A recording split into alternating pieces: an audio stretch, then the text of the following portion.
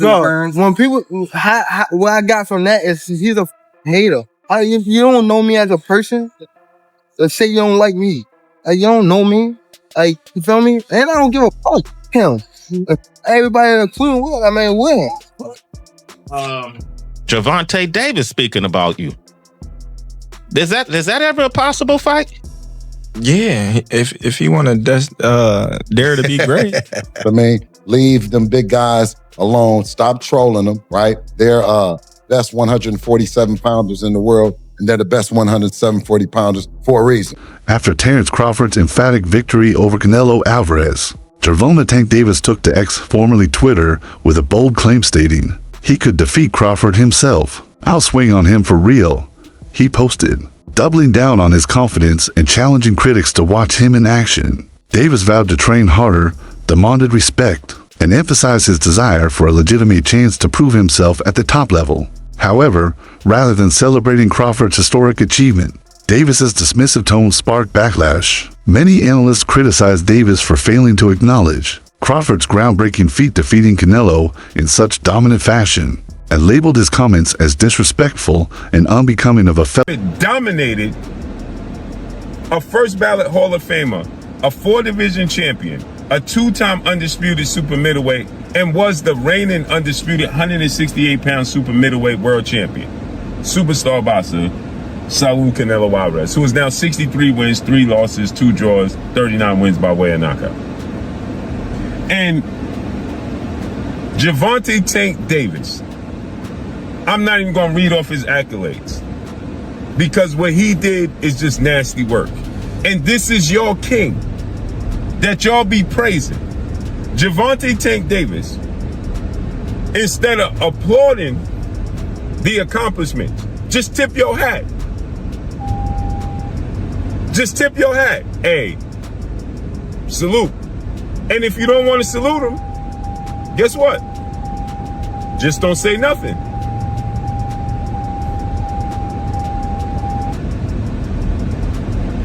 Just don't say nothing. If you don't want to salute that man, just don't say nothing. Right? And so, Gervonta Tank Davis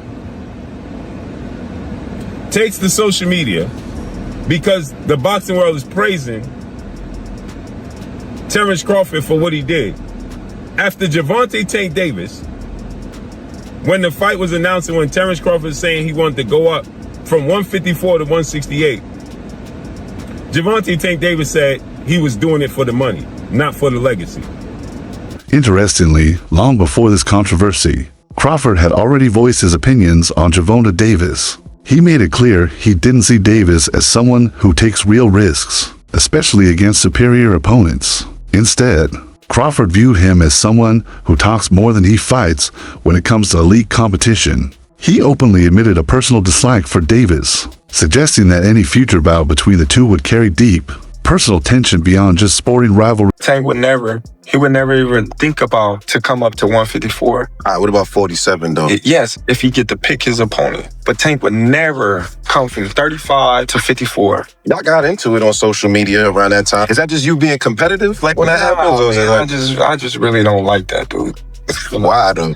Cause I just don't like him. Like, I really don't like him. That's like not your cup of tea. That's just I don't like nothing about him. I just felt like, he just one of these little arrogant little dudes that's using what he got to shield. He got a lot of security guards around him, and he in the limelight and stuff like that. But in certain situations, he wouldn't be acting like that. Do you like him as a fighter though? Yeah, he's a damn good fighter. Yeah, but like his core personality and his ways. Devin Haney's father and trainer, Bill Haney, also weighed in. He dismissed Davis's remarks as unrealistic and accused him of chasing clout by targeting bigger names. According to Haney, Davis has no business trying to replicate what Crawford did and should remain in his own weight class. For Haney, Tank's callouts were nothing more than attention-seeking antics. not genuine competitive Gotta ask your thoughts on Tank saying he'd knock out Terence in 6 rounds. You think he was playing, trolling, what? Selling tickets to his new fight? Was that like his tweets? Like he's he said it on video. Huh? He said audio. He said it. He's like, if I tap that chin, you know he chinny. Listen, Terence has already hired us for any of the little guys. Anybody 130, 26, 30, 35, you know, Gary Russell, Tank Davis, you cannot go to get to Terence Crawford without going through us. Rolly Romero, leave Earl Spence alone. You see what I'm saying? You come over here and you get that ass whipping too.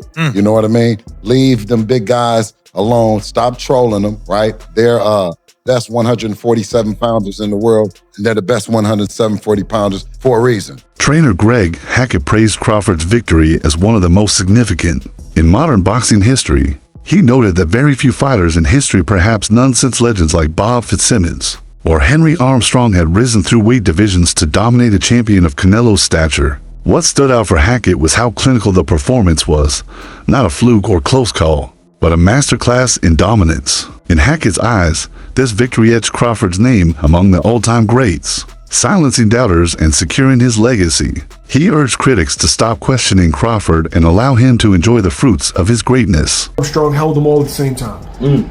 Legendary shit. He goes in there and beats arguably the best fighter, or one of the best fighters of his era. Yeah. Regardless of weight class. Yeah. What was your thoughts on the performance? The performance was like clean. Like it was real. It was times where it was close calls. Like it looked like Canelo might, like damn, Canelo might get him right here. You know what I mean? Bud found a way out, slip up out of there. He was working behind his jab real good, footwork real good. You know, setting the pace.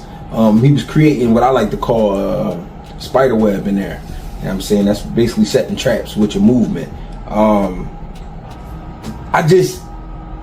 The part I didn't expect was for Canelo to really approach Bud like Bud, you know, like he was just gonna punch on Bud. He was looking. What I mean by that is Canelo when he would hit Bud to his hips or like on the shoulder, because I seen him do it a few times. He was like, Canelo was like looking for those results that he usually get when he do those things. And I was like, I can't believe he looking at Bud like that. Like he really trying to play Bud. I mean, on the low. He know Bud can fight, but it was like, I'm gonna hit, all right, when I hit you on your hips, you gonna act right. I mean, when I hit you on your shoulders, you gonna act right. And you could tell Canelo's been spoiled over the years. Canelo's gotten better, a lot better. And Canelo is a legend for sure. But you could tell he's imposed his will on a lot of guys and won off of his poker face alone. You know what I mean? Along with the punishing shots. Despite his open dislike for Davis, Crawford hasn't ruled out the idea of facing him in the ring. He has made it clear that if Davis is serious, he should move up to 147 pounds, where a fair fight could be arranged. For Crawford, such a bout would not only end the trash talk, but also give him another opportunity to prove his superiority against a high-profile opponent. He placed the responsibility entirely on Davis if Tank truly believes he can win. It's time to stop talking and start fighting. Gervonta Davis speaking about you. Is that ever a possible fight? Yeah, if he want to dare to be great, he can be like all the other fighters that moving up 2 weight classes and, you know, daring to be great. You would fight him. Man, tell him to come up there. He got to come to win 54. He said I got a glass chin, so tell him to come and touch it. Ooh. Oh, man. They said you got a glass. He said I got a glass chin. Tell him to come and touch it.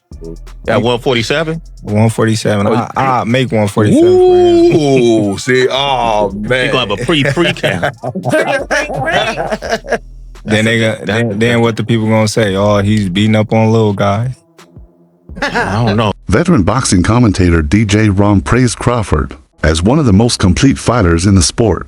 According to him, Crawford isn't just talented, he's a rare, once-in-a-generation athlete who can adapt to any opponent. Whether facing a power puncher, counterpuncher, or pressure fighter, Crawford seamlessly blends offense and defense. Ron described watching Crawford fight as witnessing a work of art, each move calculated, each adjustment precise. In his eyes, Crawford isn't just a champion, He's a master strategist whose legacy is already cemented.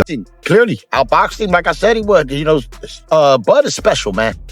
He could adapt. He can make adjustments. There's nothing he can't do. I was a little worried because in the beginning, when the fight was announced, because of Canelo's power, Bud coming up, they're like, oh, he come up 2 weight classes. I consider it, he came up 3, because he only had one fight at 154. Yeah, one fight at 54. Yeah, right. So I feel like it's 3 weight classes in 2 fights. Right. Yeah. So with that right there, that was a big thing, because Canelo is strong. Canelo does hit hard, he got power, and he's comfortable at 168. You understand what I'm saying? He's more comfortable. I didn't know if the weight was going to do something to Bud, but I know there was ways that he could outbox him easily. And he did it. Towards the closer to the fight date, I changed my stance on it and leaned more to Bud, which was a good thing because my prediction was right yesterday on it. And he just outboxed him, outclassed him. He showed people. I think he still followed a bit of the Mayweather blueprint. You know, Canelo has to plant his feet all the time to throw off his powers, let off his power shots. He has to just make that quick stop. It's real quick, like a millisecond. That's all Bud needs to move out the way.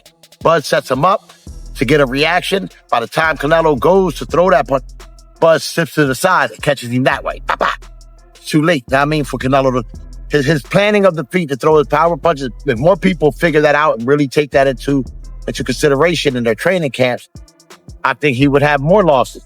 But a lot of them fear the power, like a skull.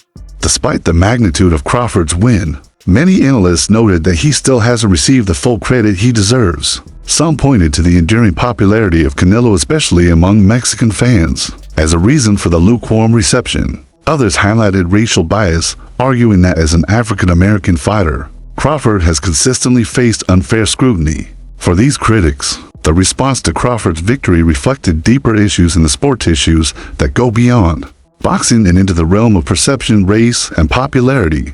Especially enough for a guy to come 2 to 3 weight divisions lower. Well, so you would be asking a guy to literally just stand there like this new slap exercise, slap me and I slap you. That's not boxing, and that's extremely sour grapes. And my advice to you is this: although most times people will stay on cold, there's there's exceptions to the rules where people will say, I'm not going that far. You know what I mean? Like by our administration right now that's governing the New Russia. They do a lot of illegal things on a daily. But this pedophilia, some people are saying, no, I'm jumping off the boat on this one. I'm going to go with protecting the kids. I mean, I'll go with you with a lot of stuff, but protecting the kids is kind of important to me. Should be, right? It should be, level. So it should be, where you just you don't go a certain length, right? It should be borders. So to say, okay, I don't go past that line. And the line should be pedophilia. Or a line should be no objectivity at all in the world of boxing. You saw a great performance, and Canelo just lost, right?